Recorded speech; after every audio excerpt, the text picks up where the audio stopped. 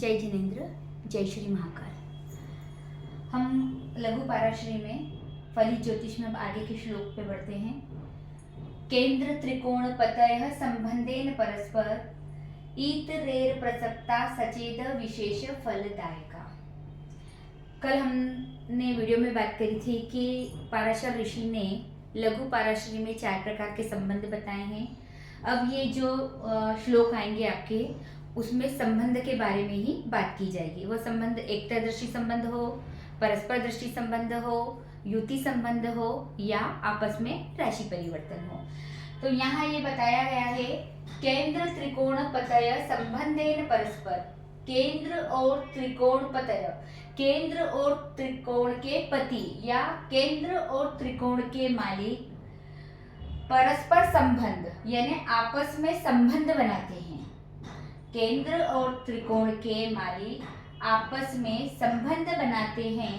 इतरेर प्रसक्ता सचेत विशेष फलदायका, वह कुंडली में विशेष फल देने योग्य होते हैं। जब केंद्र और त्रिकोण के मालिक आपस में किसी भी प्रकार का संबंध बनाते हैं तो वे विशेष फल देने लायक होते हैं, लेकिन उनका संबंध किसी अशुभ भाव के मालिक से ना हो और वह किसी अशुभ भाव में ना बैठे। इसको आप कुंडली से समझ लीजिए। केंद्र के मालिक कौन कौन हैं या केंद्र में राशियां कौन सी है पहले समझ लो।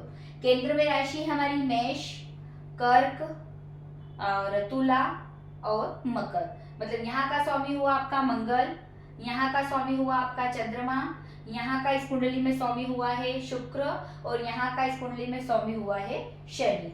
ये तो हो गए आपके केंद्र। अब त्रिकोण के मालिक, इसको छोड़ो, इन दोनों को लेते हैं हम। ये हुआ है आपका सिंह राशि और यहाँ हुई है धनु राशि। सिंह मतलब सूर्य और धनु यानी गुरु। अब हमें ये देखना है कि इनके संबंध, मतलब या तो इन चारों में और इन दोनों में, इन चारों का किस प्रकार से संबंध होता है। हमने यहाँ से उठा लिया कर्क और यहाँ से उठा ली सिंह राशि। कर्क और सिंह, तो इसका स्वामी हुआ आपका चंद्रमा और इसका स्वामी हुआ है आपका सूर्य। अगर ये यहाँ संबंध बनाते हैं, सूर्य और चंद्रमा ने संबंध बनाया, कौन सी दृष्टि से संबंध बन रहा है इनका 7वीं दृष्टि से संबंध बन रहा। और ये कौन सा संबंध है? परस्पर दृष्टि संबंध। सूर्य चंद्रमा को देख रहा है और चंद्रमा सूर्य को देख रहा है। तो ये आपका कौन सा संबंध हो गया? परस्पर दृष्टि से इन्होंने संबंध बनाया। तो यहाँ ये अशुभ भाव के मालिक भी नहीं है, क्योंकि यह त्रिकोण का मालिक है और यह केंद्र का मालिक है। और इन्होंने संबंध भी अच्छी जगह बनाया, क्योंकि त्रिज्याय में क्रूर या सौम्य ग्रह बैठे तो अच्छा फल देते हैं और त्रिकोण में बैठे तो भी वह सामान्य अच्छा फल ही देते हैं। तो इन दोनों का संबंध शुभ हुआ। तो ये अब अगर मान लो बाई चांस ये संबंध ना होकर गुरु और शुक्र ने संबंध बनाया, तो गुरु और शुक्र भी, ये केंद्र का मालिक हो गया और ये त्रिकोण का मालिक हो गया। यही कहा गया है कि केंद्र और त्रिकोण के स्वामी अगर किसी भी प्रकार का संबंध बनाए, तो हमने केंद्र में शुक्र ले लिया और यहाँ से हमने ले लिया गुरु। अगर ये दोनों संबंध बनाते हैं तो ये इतना अच्छा फल नहीं देंगे। क्यों नहीं देंगे? क्योंकि सप्तम भाव का मालिक अशुभ फल प्रदान करता है, तो ये यहाँ अच्छा फल नहीं देंगे। एक तो ये चीज, और अगर ये संबंध यहाँ बना ले या यहाँ बना ले, ये शुक्र और गुरु यहाँ बैठ जाए, यहाँ शुक्र बैठ गया और यहाँ गुरु बैठ गया, तो यह इतना अच्छा संबंध नहीं होगा, इतना अच्छा विशेष फलदायक नहीं होगा, क्योंकि ये अशुभ भाव में संबंध बना रहा है। ये भी मार्केश है। 2 और 7 हमारा मारक भाव कहा गया, इसे धन भाव के साथ मारक भाव कहा गया। इसके अलावा अगर ये दोनों यहाँ बैठ जाते हैं,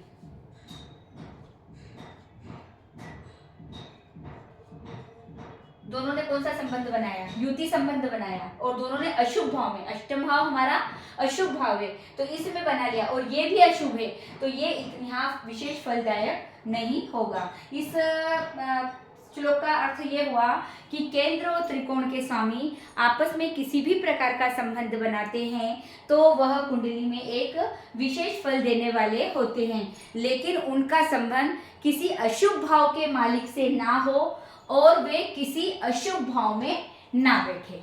अब हम आगे चलते हैं, इसी श्लोक को आगे लिखे गए हैं। केंद्र त्रिकोण नेतारो दोष युक्ता वापी स्वयं संबंध मात्राद वलिनो भवेताम योग कारको। केंद्र त्रिकोण नेता के संबंध मात्रा मतलब केंद्र त्रिकोण नेता के यदि संबंध होने से ही, मतलब उनके मात्र संबंध होने से ही दोष युक्ता वापी स्वयं वे अपने दोषों से मुक्त हो जाएंगे। किनके दोषों से मुक्त हो जाएंगे? वे स्वयं जो संबंध बना रहे हैं, वे अपने जो ग्रह संबंध बना रहे हैं वे अपने दोषों से मुक्त हो जाएंगे। वलिनो भवेताम योग कारको, केंद्र और त्रिकोण के नेता जब संबंध बनाने के मात्र से ही, संबंध बनाने मात्र से ही वे अपने दोषों से मुक्त होकर, दोषों से मुक्त, स्वयं के दोषों से मुक्त होकर योगकारी फल देने लग जाते हैं। अब इस कुंडली को समझ लो, जैसे यही कहा ये और ये, इन दोनों ने क्या किया? संबंध बनाया। संबंध बनाने से क्या हुआ कि हम आगे चलते इस कुंडली को लेकर। तो जब ये संबंध बनाया, लेकिन इसकी एक राशि भी मारक भाव में गई है। यहाँ केंद्र और त्रिकोण के नेता होता तो चलता, लेकिन ये एक राशि इसकी कहाँ चली गई? मारक भाव में चली गई। तो अब इन दोनों ने संबंध बनाने आए, इसलिए ये अशुभ हो गया। अब हम इसको आगे लेके चलते हैं। यहाँ पर हम ये मान लो कि हमारा केंद्र और त्रिकोण का नेता मान लो, इसको ले लो और आप ले लो एक और ये ले लेते हैं। ये होगा आपके केंद्र और त्रिकोण। अब केंद्र और त्रिकोण के नेता अगर संबंध इस नहीं, यहाँ पे केंद्र और त्रिकोण के नेता हुए। अब केंद्र और त्रिकोण के नेता, इन दोनों ने संबंध बनाया। ये क्या हुआ? आपका बुध हुआ और इन दोनों ने संबंध बनाया यहाँ पर, बुध और सूर्य दोनों ने युति संबंध बनाया है, अशुभ भाव में नहीं बनाया है।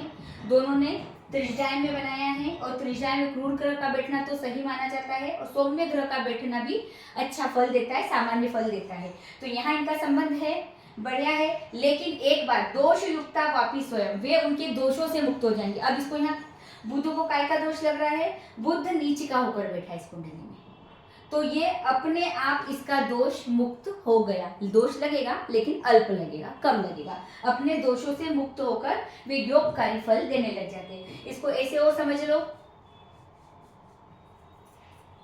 इसका संबंध शुक्र का संबंध और शनि का संबंध, शुक्र और शनि का संबंध, शुक्र और शनि का संबंध हम यहाँ बना लेते हैं। ये शुक्र और ये शनि, ये इन्होंने परस्पर दृष्टि संबंध बनाया। तो यहाँ शुक्र का दोष समाप्त हो गया। शुक्र क्या है?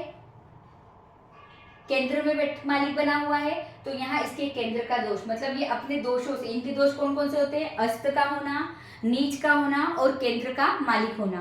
नीच का होना आपको समझ में आ गया कि जिस राशि में वो नीच के होते हैं तो नीच के हो जाते हैं। उसके बाद केंद्र के मालिक होना, यानी इस भाव के कोई मालिक बनते हैं तो केंद्र के मालिक कहलाते हैं। और अब है अस्त होना।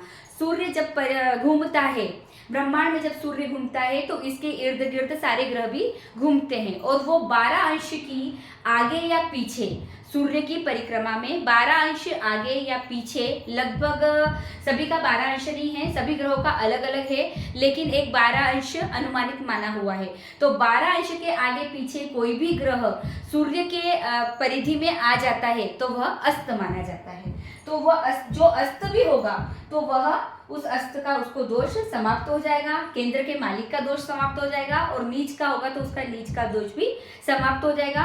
पूर्ण समाप्त नहीं होता है, कुछ अल्प तो लगता ही लगता है। ये दोनों श्लोक आपके पूर्ण हुए।